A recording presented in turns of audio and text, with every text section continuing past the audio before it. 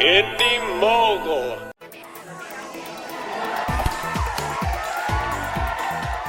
If you had to put yourself in one of the four nations, Yeah. air, water, earth, or fire, which would it be and why?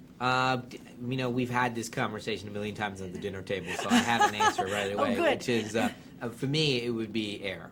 I'd be an air nomad.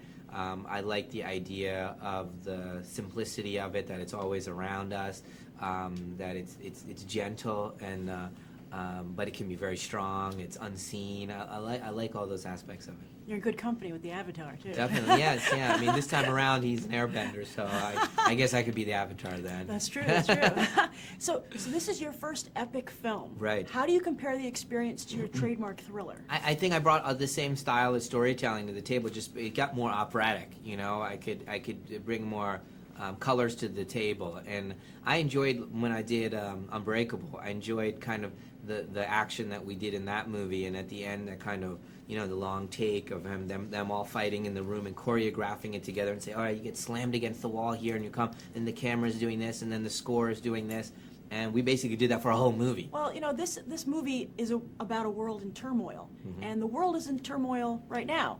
What do you hope audiences take away from the film? I resonated to the subject because it had deeper emotions to me about how to get along with different cultures, how we as a society are kind of out of balance, how we aren't in tune with nature anymore. All these kind of things that are important to me, and so even though you're having like a summer tempo ride, these things kind of will linger with you, I think. Yeah, it's a very spiritual film, which I think is very nice. There's a lot of ideas, concepts that are coming from ancient religions, and they're brought into the movie with, in kind of the metaphor of this story, and so those things will resonate as well. Also, I wanted to ask, you're one of the few directors to achieve name status. To what do you attribute your success? The specificity of my voice. I think that I've been super lucky that I haven't had to mitigate my voice to be accepted, and or to do things that are against my creative or personal integrity. And so you get a very clear sense of who I am in all of these stories. So when they see a movie, they can see me. They can see the hand that's telling the story very, very clearly.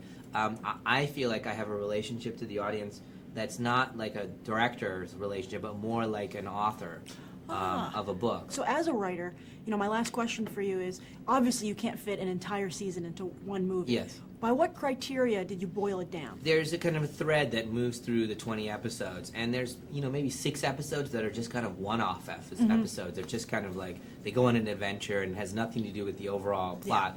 And those were easy to extricate, but there's a movement, He needs to learn the elements. The first one is water. Where is he going to learn it? Yes, learn in the Northern Water Tribe, like that. And the only thing that was difficult is like the last 2 episodes of the season were packed.